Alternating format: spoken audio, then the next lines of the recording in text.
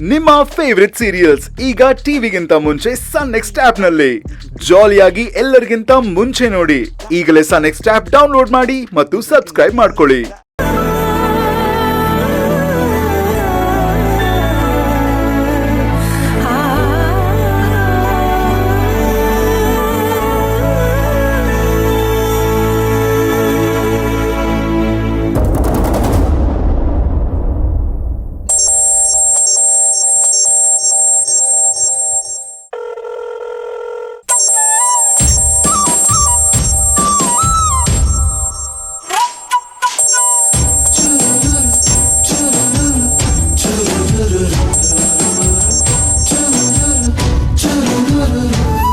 Hello,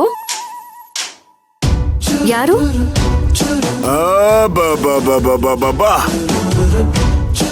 ಏನ್ರಿ ನಿಮ್ಮ ಕಂಠ ಇಷ್ಟು ಸುಮಧುರವಾಗಿದೆ?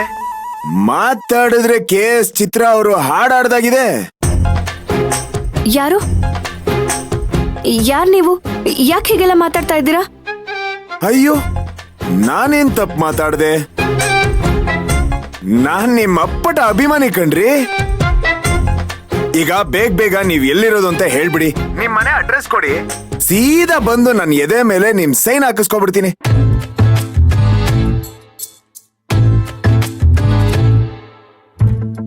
ನೋಡಿ, ನೀವ್ ಯಾವ್ದೋ ತಪ್ಪು ನಂಬರ್ಗೆ ಫೋನ್ ಮಾಡಿದೀರಾ ಅನ್ಸುತ್ತೆ. ನೀವ್ ಫೋನ್ ಇಡಿ. ಒಂದ್ ನಿಮಿಷ. ನಾನ್ ಸರಿಯಾದ ನಂಬರ್ಗೆ ಫೋನ್ ಮಾಡಿದೀನಿ. ನೀವೇ ಒಂದ್ ಸ್ವಲ್ಪ ರಾಂಗ್ ಆಗ್ತಾ ಇದೀರಾ ಅಷ್ಟೇ. ನೋಡಿ, ಹೇಳಿದ್ನಲ್ವಾ ನಾನ್ ನಿಮ್ಮ ಅಪ್ಪಟ ಅಭಿಮಾನಿ ಅಂತ.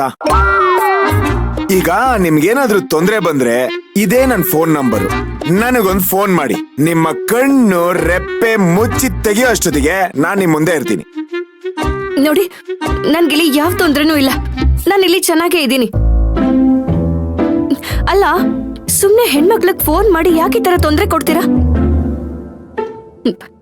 ನೀವಿವಾಗ ಏನಾದ್ರೂ ಫೋನ್ ಇಡ್ಲಿಲ್ಲ ಅಂದ್ರೆ ನನ್ ಮನೆಯವ್ರನ್ನೆಲ್ಲ ಕರ್ಸ್ಬೇಕಾಗತ್ತೆ. ಆಮೇಲೆ ಏನಾಗುತ್ತೋ ನನಗ್ ಗೊತ್ತಿಲ್ಲ. ಸುಮ್ನೆ ಇಡಿ ಫೋನು. ಬಂಗಾರಿ ನಾನು ನಿಮ್ ಚಿಕ್ಕ ಯಜಮಾನ್ರು.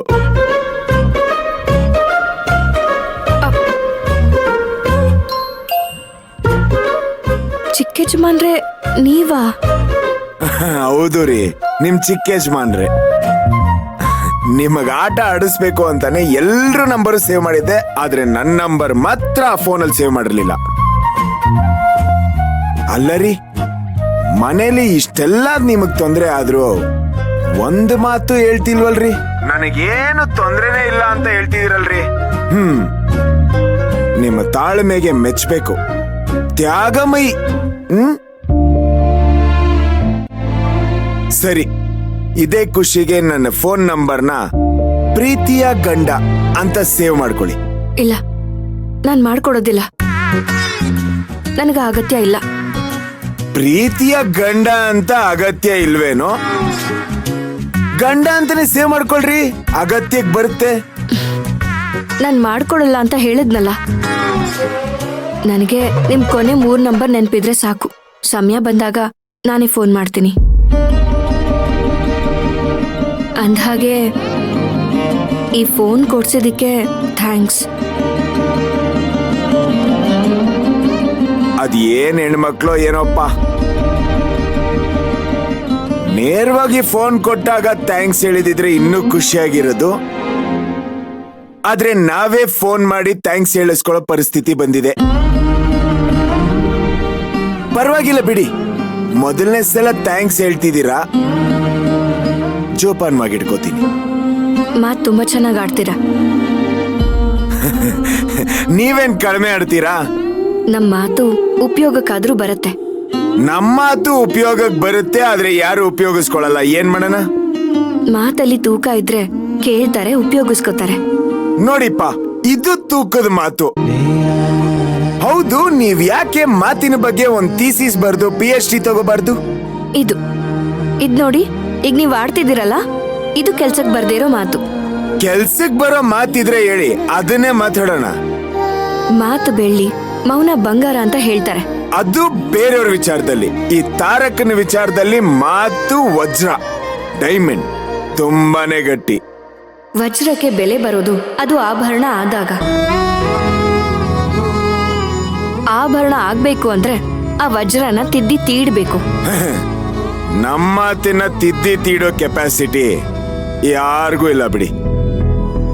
ಯಾಕಂದ್ರೆ ನಾವು ಪಕ್ಕಾ ಕರೆಕ್ಟ್. ಆಮೇಲೆ ಅರ್ಲಿ ಮಾರ್ನಿಂಗು ಕಾಂಪ್ಲಿಮೆಂಟ್ಸ್ ಕೊಡ್ತಾ ಇದ್ದೀನಿ, ಇಟ್ಕೋಬಿಡಿ. ನಿಮ್ಮ ಹತ್ರ ಇಷ್ಟೊತ್ತು ಮಾತಿನ ಜುಗಲ್ಬಂದಿ ನಡೆಸಿದ್ನಲ್ಲ, ಒಳ್ಳೆ ಎನರ್ಜಿ ಬೂಸ್ಟರ್ ಸಿಕ್ತಾಗಾಯ್ತು.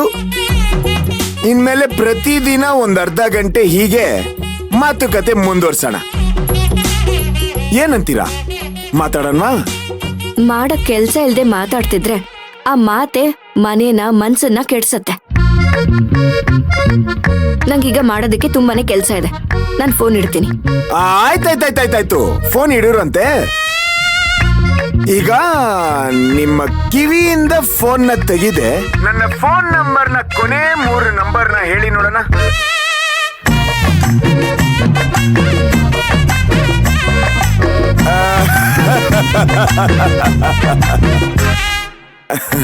ನನಗ್ ಗೊತ್ತು ಕಣ್ರಿ, ನೀವ್ ತುಂಬಾ ಪ್ರಾಮಾಣಿಕರು ಅಂತ.